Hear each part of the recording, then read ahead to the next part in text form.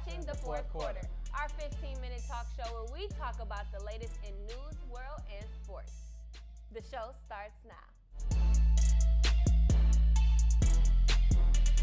It's time for the weekly Roundup. You know what that means. You gonna dislocate your shoulder? Why are you that happy? Well, I'm excited because it's draft week, meaning that starting Thursday, we will find out that we're this close to football season. I don't know why you are so excited about football season, but you know what? I'd be that excited too if I knew Lamar Jackson was gonna go to the Patriots. Well, I guess you're right. I don't think he's going to go to the Patriots, but he definitely did get a second chance with the Patriots. So let's see what this is, you know? Second chance is not given. You know, you got to take them. And what did he do at that workout? He took the game and ran with it. Ran off on the plug twice. Take it how you want to take it. But I'm not typically sure if Lamar Jackson is the best choice for the Patriots. It's a lot of teams in the NFL that need quarterbacks. And honestly, he's one of those players that a team He will be needs. carrying a team, though, pretty soon. Okay. But no, I think the Patriots definitely are a team that need a quarterback. They don't have a backup.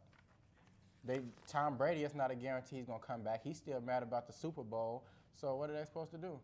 I mean, give it a take. I don't know. I just definitely think it's other teams like Cleveland that needs more so. Cleveland needs a whole team. Why do people keep saying that? It's so much Cleveland needs that it's not even funny. Cincinnati. There's several teams. The Bengals, if the Bengals draft him, that's just as bad as the Patriots drafting him. First off, they just signed Andy Dalton to $100-and-something million contract, which he's not even better than A.J. McCarron, but they traded A.J. McCarron to the Bills for. So you better get your $100-and-something million worth out of that man. That's the only problem is that they have a contract with that guy, and they got to pay that man that money. But we're going to move on to something that is very sad in the sports community. You know, we're going to talk about Popovich. His wife just passed away, Erin Popovich. She died from respiratory illness at 67 years old later last week. And, you know, Popovich has missed game 3, 4, and upcoming to game 5. He'll be missing in her mourning of her loss. And we just want to send our condolences. And, you know, the teams and the NBA have sent their condolences, so have the Spurs and all the other coaches. And we just want to make sure that, you know, he's doing a little bit well. And that really lets you know that maybe the game of sports isn't as big as you think, because this whole time, the whole playoffs, what have they been hearing about? Kawhi Leonard and Popovich. And now you see, all right, that little injury he may be faking, he may really be hurt from, that he's still out for. It's not even that serious anymore. He's lost his wife, and there's so many more important things than just worrying about another man if he's going to come back and play for you. So I think it's a good thing that I don't think it's a good thing that she died, but I think it's good that he got his mind off of Kawhi and he can realize that there's more bigger things more serious things out there than Kawhi's injury. Wow. I mean, speaking of the NBA, let's talk about those Cavs. It's now NBA playoff season. Let's talk about those Cavs. Did Asiah White just really say, let's talk about those Cavs? Yes, I did say that. LeBron James?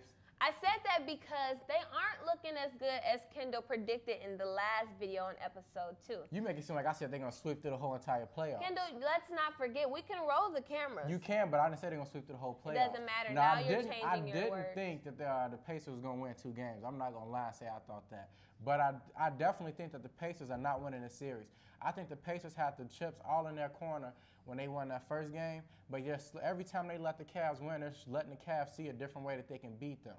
And with a guy like LeBron James, he knows how to, if he finds one way, he's a student of the game. He can teach himself the game. I think he's really going to, that hurt and bit the Pacers in the butt. I mean, honestly, that's the only player on the team, if you really want to be technical. Kevin Love is just a hit or miss. No. And it's just, yes, he definitely is. And it's a lot with the other team. Like, they're ranked number 23rd in free throws is bad too, though. But in LeBron can't talk about 3 that points. because he's never been Continuing a great on. free throw shooter.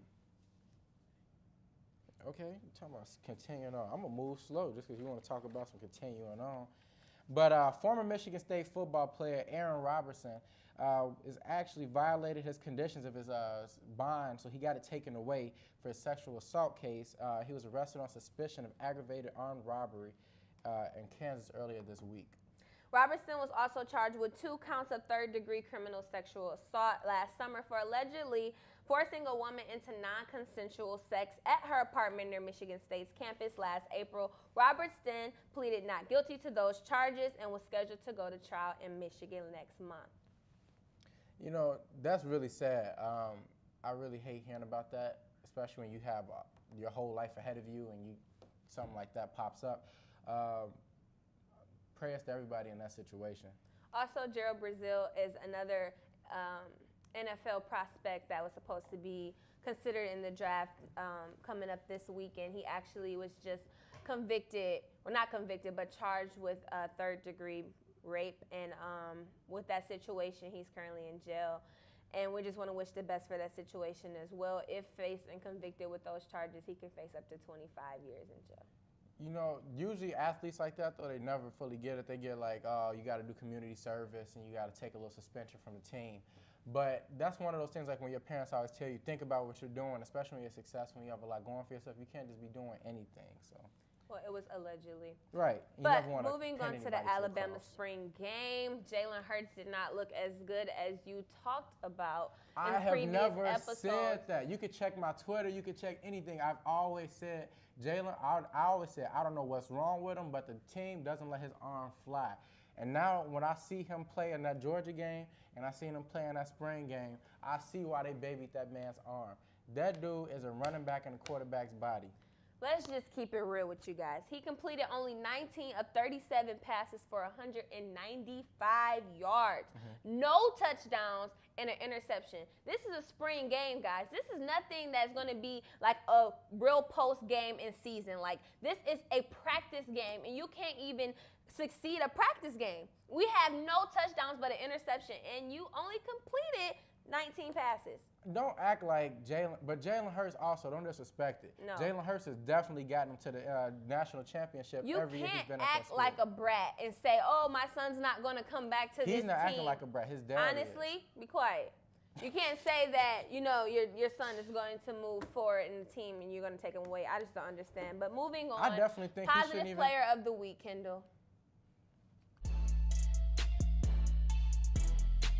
My positive player is Alita Clark. She is a Southside Chicago native, and she's pushing to make a difference in the world. Not only in the world, but in the inner city of Chicago. She's also known as the Inglewood Barbie, and she is she's the CEO of the foundation Hugs No Slugs, an initiative to stop the violence and make a change. She has been feeding the homeless / what she calls her friends 6 months straight throughout the winter season and giving away bus passes and housing and job applications just to make sure that these people can get a better lifestyle, okay? Make sure you guys follow her and see how you can donate and get involved. Who's your positive player? Mine is DJ Campaign Camo, the hottest DJ in the Midwest.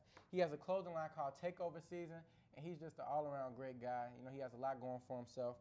He does some of the biggest events around, and he also pushes for peace and positivity in the Chicagoland area. So make sure that you guys follow him as well on all forms of social media. And now we're moving on to the fourth quarter breakdown. This is when we break down our mock drafts for the top 10 overall picks in the draft starting on Thursday. Now, Kendall, we have first up the Cleveland Browns. Who do you have going to the Cleveland Browns? I got Saquon Barkley, the running back out of Penn State. I think he's the best bet and the safest bet. Also, he's the best in the draft, I think, talent-wise. So I think that's the first guy that you should pick. I have Sam Darnold going as the quarterback to the Cleveland Browns. I definitely think that they need that type of talent on the team. The Browns definitely need a quarterback, and it's about time that they picked one.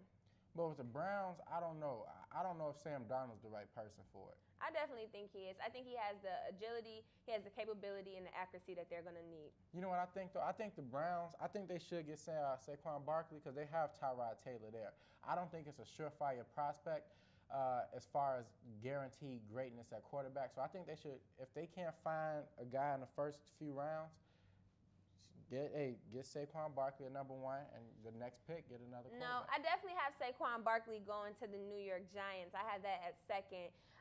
The Giants, they're going to stick with Eli Manning. I definitely think that Barkley will help extend their career and, move on for, further. You need a good matchup, and I think Saquon Barkley is the good fit for the Giants. Mm-hmm. Well, for me, for the Giants, I have Josh Rosen, the quarterback out of UCLA. Josh Rosen, Sam Darnold, and Josh Allen. I'm not really sold on either of the three, but I definitely think that he's going to be a good fit for the Giants because if all else fails, he can sit behind Eli Manning. He can learn from him. I don't know how much he's going to learn from Eli because I think Eli's overrated. But he's definitely has experience in the league. He also has won Super Bowls, and you want that championship caliber. You want to learn from that. So I think that's good for him. I have the New York Jets taking Josh Rosen, actually. I think that they can, really benefit from him. And, I mean, it's a risk, but at the same time, he's a good player. And I think that he can lead a team and have the leadership that a quarterback, needs to move forward. Who do you have for the Cleveland Browns at number 4? I have Minkah Fitzpatrick. Roll Tide. I know you're going to hate. I have Minkah Fitzpatrick, too. So, whoop. Sorry, you thought you had a friend. But, no, I got Minkah Fitzpatrick. I definitely think he's the best defensive player in the draft. Agree. What? First you wanted to talk about LeBron, and now you with Minkah? Hold on. God, it is a God. It is a Jesus in this world. But no, all jokes aside, Minkah is really good. He's one of the very few players that actually came in his freshman year and started for Nick Saban every game. And Minkah, he just separated himself from all the other defensive backs and all the other people on the defensive end. So I think he's the best bet for the Browns. I don't know what's about to Yeah, I agree. If the Browns grab a quarterback for their first-round pick, I definitely think grabbing the best defensive lineman in the draft. Did you really just call him a defensive lineman? Yeah, I'm sorry. I'm like all over the place. Sad thing is, she ain't even do nothing today. But for the Denver Broncos, I have Josh Allen actually going to the Denver Broncos. I do too. Thought you had a friend. Don't touch the wave. I mean, with the offensive lineman, you could be picking up here. It's a risk drafting him as well. I also definitely think that with the quarterback situation that's going on with the Denver Broncos right now, and he did well in the Super Bowl. He did well in the Senior Bowl, and I just think that he's just a really good prospect for them as well. So. Mm-hmm. For the Colts, I have Bradley Chubb. I think Bradley Chubb is a very close second to Minkah Fitzpatrick. He does a lot of things. That dude is a beast. He's huge. He's agile on his feet, everything like that you would need from a guy at the edge tackle position. He can rush the passer. He can do a lot of things. So I think he's definitely the best bet for you to get. I definitely would use him as my second round. Like with the Indianapolis Colts, I actually have him in at if they don't take Quentin Nelson, that they will take him. So we'll see. But I also have Quentin Nelson going to Tampa Bay Buccaneers. I'm not typically sure exactly where he'll go yet. I just know he'll go between 6 and 7. Yeah, I got Quentin Nelson in there as well. I'm not even a big Notre Dame fan, but I definitely was very impressed with his tape and his actual game I'm footage. not a Notre Dame fan at all. That's because they can beat Ohio State and Michigan State. Did they beat Ohio State? No. No, they didn't, but they So could. stop speaking stuff into the air. That's not true. Moving on, the Chicago Bears. I have Denzel Ward. Speaking of Ohio State, the Ohio haterade over here.